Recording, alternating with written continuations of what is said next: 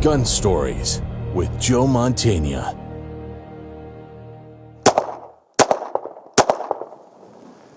If there was ever a gun perfectly suited to its time, it's the Ruger Standard 22 semi-auto pistol. Bill Ruger's enduring triumph of modern manufacturing, the relentless pursuit of a vision, and this is important, an uncanny sense of what the American public wanted.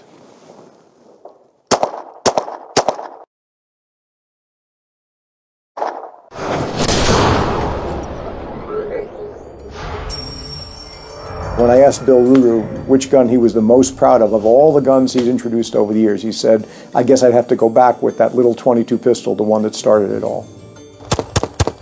It's simple elegance. It's a gun that just runs. It's accurate, it's reliable. And it's really hard to compete with that.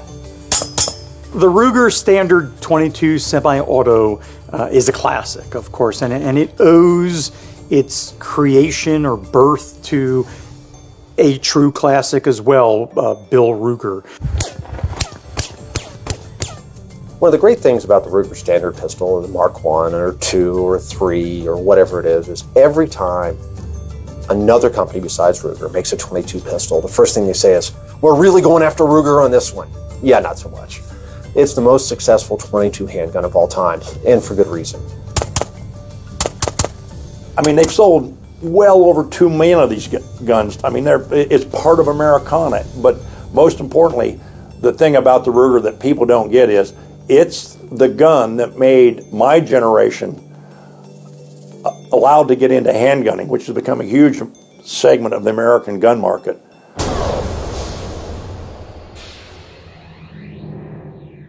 Ruger's design for the Standard used state-of-the-art manufacturing techniques he'd learned while working for Auto Ordnance throughout World War II, designing a new machine gun for the Army. Despite completion and successful testing of the Ruger design, World War II was ending, and the Army lost interest in new small arms, and Ruger was transferred to the Electronic Components Division. Bill Ruger's story is obviously a great American success story, but it's also a story of a number of setbacks that would have emotionally destroyed a regular person. He had been trying for years to get a machine gun design adopted. He thought he had found his niche in Springfield Armory with Auto Ordnance. He was a brilliant guy that was set back by a lot of his supervisors not understanding or seeing the potential that he had and channeling him in the direction that would benefit them and his development and growth. And they just missed that on a number of levels. Ruger's next venture was making tools, but that company folded after only 2 years. Of special interest to Ruger collectors is the Ruger hand drill, which forms the pattern for the grip of the Ruger Standard pistol. As part of his hand drill design, really his goal at someday was to establish a gun company and to make this 22 pistol he had been thinking about forever. And the hand drill that he made, and you'll see the Ruger collectors love to find these things in hardware stores and flea markets and that kind of thing. It looks like the Ruger 22 pistol. It has a stamped 2-piece steel grip frame with a little port on the bottom where you keep your extra drill bits, and a crank drill on top with a chuck in the front, and it's a hand drill, but it looks like the Ruger 22 pistol. Ruger went to work on designing his semi-automatic pistol in about 1946. He started out with the barrel and magazine of a Colt Woodsman. It said he borrowed some of the trigger guard shape, grip shape, the bolt system reflects the Nambu. He used manufacturing techniques that he'd learned on his machine gun project, had developed on his machine gun project. And he came up with a semi-automatic 22 pistol.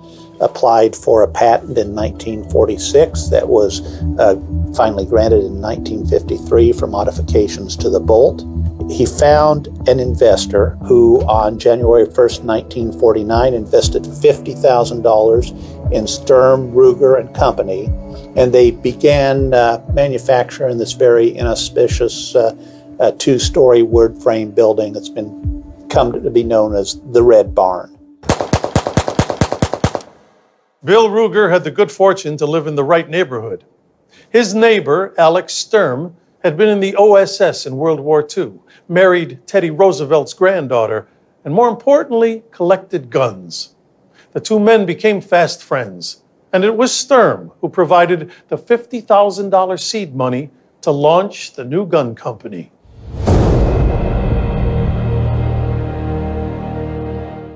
The Ruger Standard came into a market filled with classic .22 pistols, including the John Browning-designed Colt Woodsman and the High Standard target pistol. But both those guns were substantially more costly than the Ruger, out of reach for many of the returning World War II vets.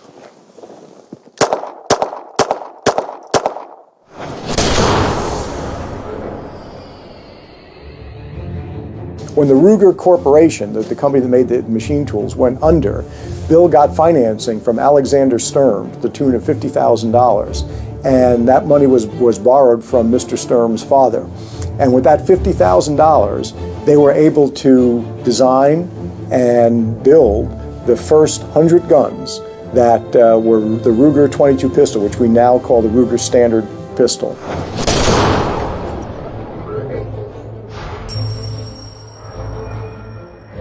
I don't think of the RST as being something that was particularly revolutionary. It was just a .22 semi-automatic pistol. We'd had .22 semi-automatic pistols for years and years. It was really his approach to it. They had stamped grip frames. They had a tubular receiver, just a tube of steel with a hole cut in the side for the ejection port and another hole cut in the bottom for the magazine and the trigger assembly, a round bolt with ears on it that would slide inside and out of the receiver, a tapered barrel much like the Luger, and actually a grip that felt like the Luger. The idea at the time was to beat the Colt Woodsman, which was the premier .22 pistol. Again, a beautiful gun, but very well made, a lot of machining and very expensive to make. So all he was doing was taking technology that he could understand, and probably technology that he could see was going on in World War II in terms of how some of the less expensive guns were being made. The stampings that went into a P-38, for instance, some of the stampings that went into the machine guns, some of the popular machine guns of World War II. So he's beginning to see that. All the factories that he's going to compete with his RST they're really geared toward milling and cutting. And so he's saying, well, how do I compete with these guys? They can't stop doing what they're doing and switch something else. It really takes a new player to come on the block to bring some innovation. What Ruger does is he enters that same market, delivers a product that's as good, if not better in some eyes, that is substantially cheaper. I don't think that Colt could have switched from what they were doing to a metal stamping. Their customers probably wouldn't have let them, and they probably wouldn't have had the money or been willing to bring in the stamping equipment and bring in the technology. So it really takes a new kid on the block to say, hey, I can build this, I can beat you guys, but I have to change the process. The Ruger .22 pistol was first evaluated in the November 1949 issue of American Rifleman. And here's what Major General Julian S. Hatcher, our technical editor, had to say. Shaped like the Luger pistol, the gun looks good and handles splendidly. We like this new gun a lot. And at the very moderate price of $37.50, it represents real value. And that's what the Ruger Standard pistol has done ever since.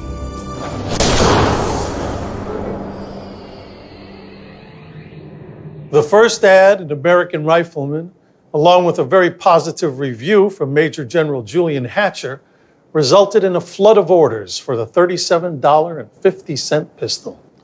A good thing, too, since Bill Ruger wrote the paychecks for his workers with the very last of Sturm's $50,000 on the same day that the first finished 100 Ruger Standards went out the door.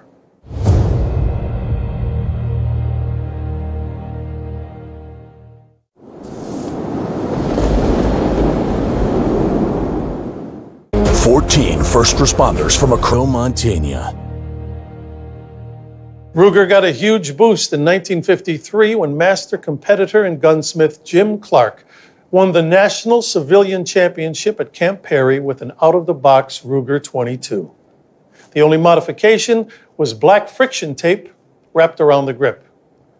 Much of Clark's spectacularly successful gunsmithing business in later years was modifying the pistol for target shooting.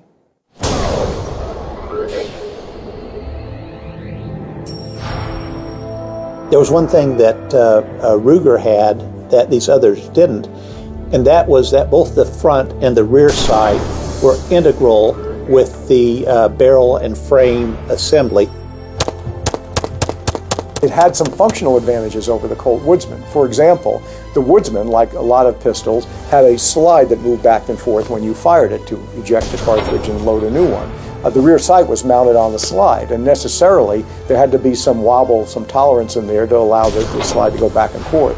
With the Ruger pistol, the barrel and the tubular receiver that didn't move because the bolt moved inside of that had the sights mounted rigidly on the barrel and the receiver. So the bolt would move underneath the sights would stay in one place. The gun was inherently more accurate than the Colt Woodsman. The little Ruger's Achilles heel has always been reassembly after disassembly, causing some wags to say that while Bill Ruger might have gotten the design in his sleep from a benevolent God, he unfortunately woke up before God explained the best way to put it back together.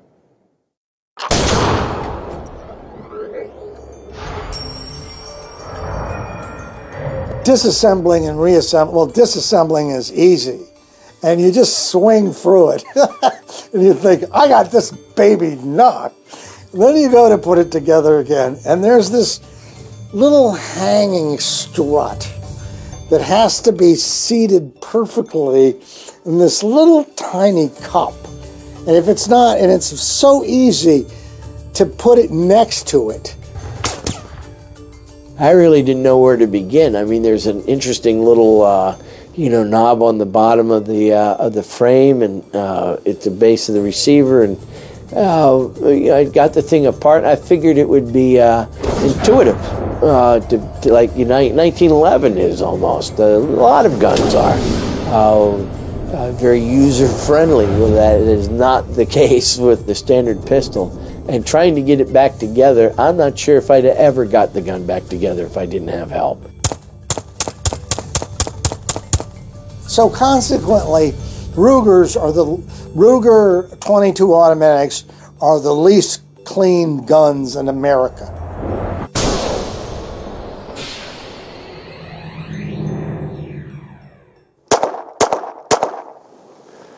The Standard came to the end of its product line in 1981.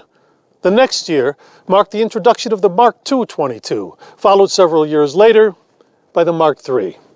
All told, Ruger's inexpensive 22 pistol has been in continuous production for 65 years.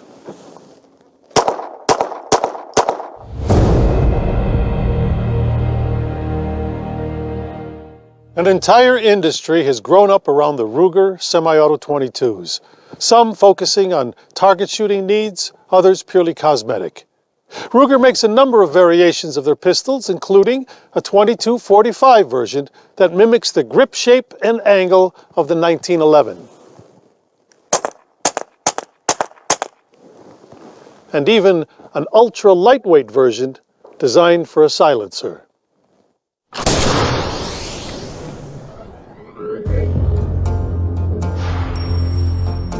First of all, for the caliber, it's relatively heavy, so there's no recoil.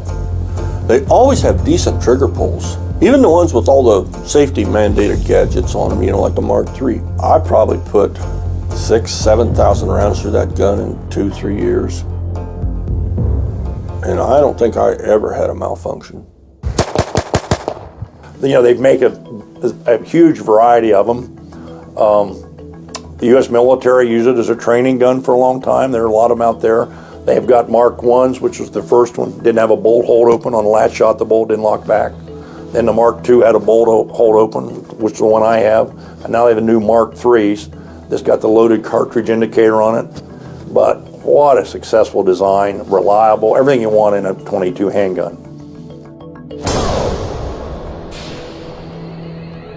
And the one thing that kind of annoys me is the way Alexander Strum's name has been forgotten.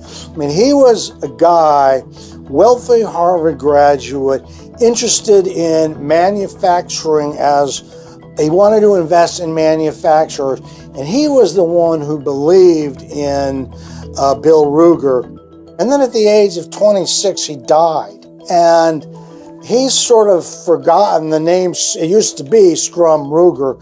The name Ruger was a cool name for a gun for a lot of reasons, and I'm sure it was a decision based more on marketing than anything else. Ruger manufactured the 1/1,000th standard pistol. From 1949 to 79, it's all it took to do 1,000,000, and the next 1,000,000 came even faster than that. But they did a very beautiful blued gun with full coverage engraving and ivory grips, and presented that to the NRA in recognition for the role we played and keeping our Second Amendment's rights current, and the ability for individuals to keep and own bear arms on their own.